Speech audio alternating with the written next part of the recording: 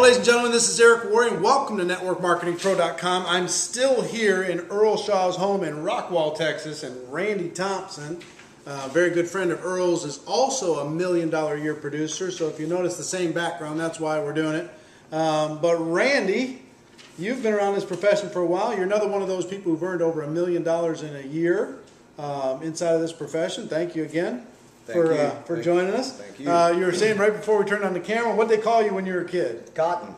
Cotton. I had white hair until I was 12 years old. Yeah, I said I don't know if you, this is like your prototype cowboy. This guy right here. Wow. He got the whole thing, got the pressed jeans with the crease in them. He's got the whole deal going on. When you're raised in a small town in West Texas and your closest neighbor is 3 miles away. 3 miles. 3 miles, and there's 3 people in your graduating class, you can actually say you came from a small town. That's a small town, my friend. 3 people in the graduating class. And where was the town? What town was it? The name of the town is Avoca, Texas. Avoca. Avoca, A-V-O-C-A. Okay, well. It means cow in Spanish. A Spanish cow was the name of your town. Mm-hmm. All right. That's right. Well, back us up to the first time that you got introduced to network marketing, and what was going on with you, and what was your initial thoughts, and tell me about the beginning days. Well, I owned some real estate franchises in Fort Worth, and I knew a lot of people. I was fortunate enough to make some pretty good money at an early age and bought these franchises. And I met a lot of people, and I noticed a lot of the people that were buying some of the more expensive homes were in the network marketing business. And they were always saying, hey, you need to look at this opportunity, that opportunity. I said, look, I've got over 100 real estate agents. I don't have time. And I didn't. But finally one day a friend convinced me to go to a meeting, and I went. It was the first time I'd ever heard of network marketing. I mean, ever been to a meeting. Right. And I remember it was the Marriott Hotel over by DFW. Yeah. And I walked in there, and there was 700 or 800 people in this room. Wow. And they were excited about something before the meeting started. So I sat there, I watched the presentation, and I said... What was the company, if you don't mind me asking? It was a company called Starcom. Starcom. Never heard of it. And the gentleman who was giving the presentation was a gentleman by the name of Bill Johnson. I know Bill. Yeah, he was with Earl and myself. Oh, funny, wow. And so Bill was up there giving the presentation. It was basically a telecommunications company. And so I told my friends, I said, gosh, I've got real estate offices and everybody's got a phone. I'm going to try this on a part-time basis. And lo and behold, people started joining my business, and I was getting checks, not large checks, but no more than I worked it 4 or 5 hours a week. The checks were a few hundred, and then went to a little over $1,000 a month, and this was back in 1980. So Yeah. I'm saying, well, that's not bad. Right. And as time went on, my friend came by. He'd come by to see me, and my secretary, who did all my billing, paid the bills for my offices, came in. She said, Randy, said, have you noticed you hadn't signed a check to a telephone company in months? I said, no, I just signed them when you put them down. And they weren't billing us, but they were sending us checks. Crazy. So I called my friend and said, this network marketing is pretty good. You sign up, they send you money, but they never bill you for the product. Right. I said, how does that work? And he said, what? And I probably shouldn't have asked the question, because about 60 days later, that company went out of business.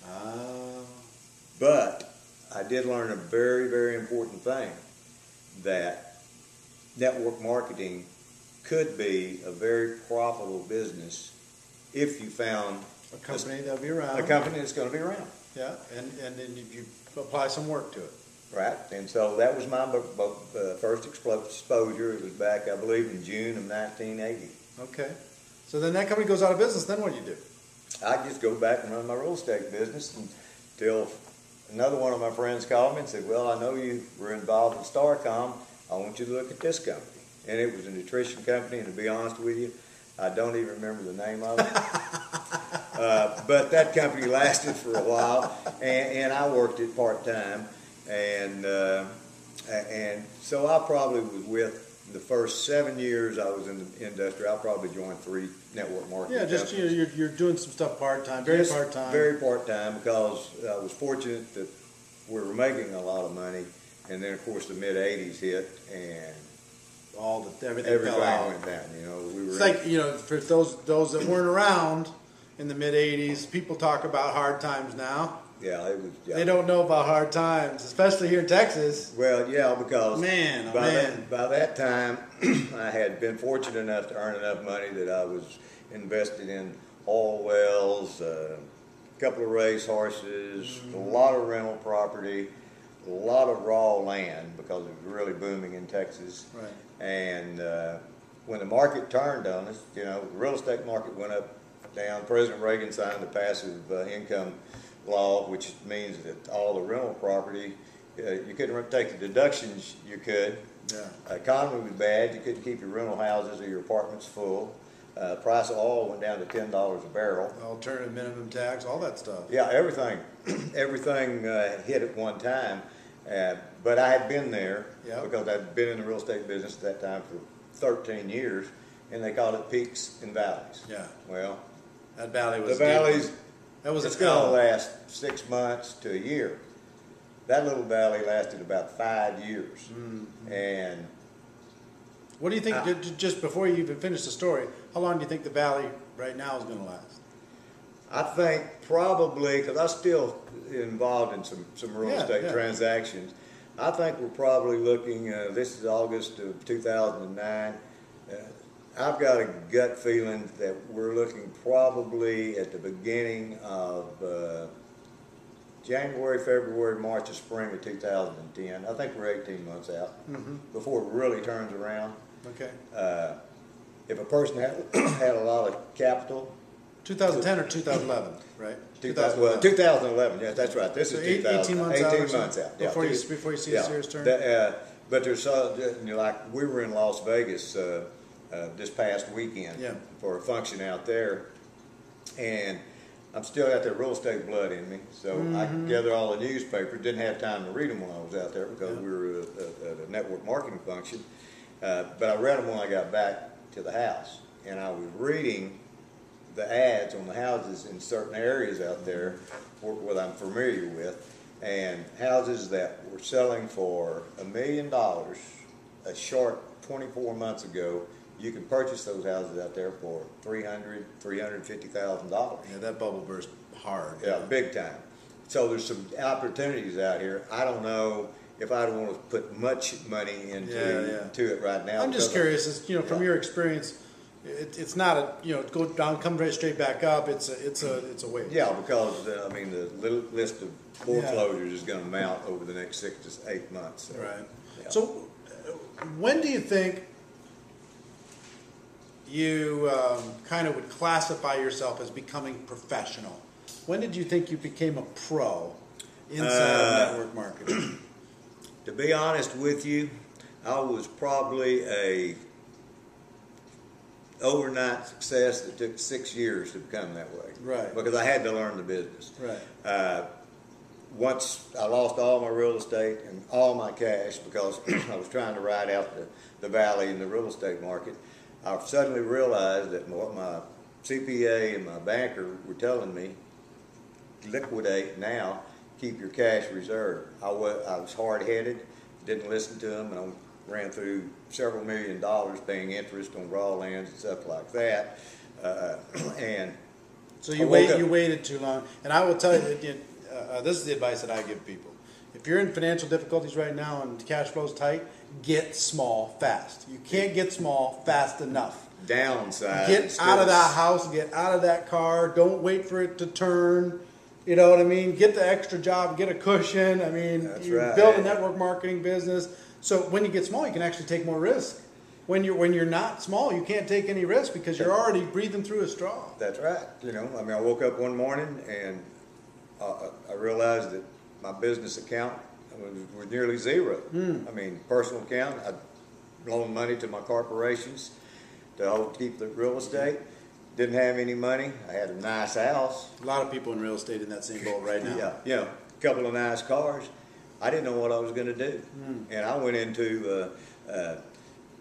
I was depressed. You know, feeling sorry for myself, mad at myself for not being smart enough to realize what my professionals that I paid were telling me to do. Yeah. And so I said, well, I don't know what to do. So for about 3 months, I didn't do anything except at my bar at my house, have my friends over, and we had cocktails. You know, all of us were in the real estate business. All of us were in the same boat. We didn't have any money, so we were crying on each other's shoulder. It was a pity party, and it wasn't getting us anywhere. Right.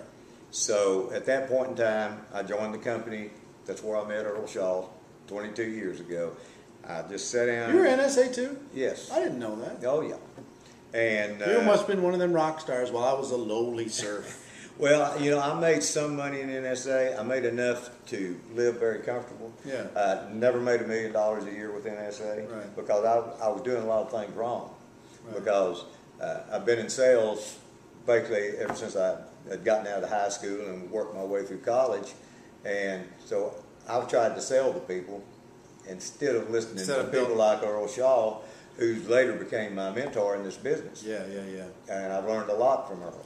And you guys are hearing me talk to some people who are involved with NSA, frankly, because they're friends of mine, and I've been here. There's a number of them here in Dallas, and I've been here in Dallas on some other business. So we just happened kind of by convenience to be able to do this. But you heard about, NSA was good, good run, it was good this, it was good that. Just so you know, the story, the company had a very, very good run, and then they ran into very difficult times, and a lot of people, myself included, some of these others included, weren't able to weather with them the hard times, and the company turned a corner, and they turned themselves into Juice Plus, and they're a very successful company around the world, and people who stayed there are still doing tremendously well. But, so you guys kind of understand that story. Not every company that starts off in network marketing goes out of business. No. Sometimes you hear about that. There's 11 companies that do over $1 billion a year in sales. There's companies been around forever inside of our profession. It's part of our job, and part of jobs as a professional is to pick a great company and then to be able to build some equity long term.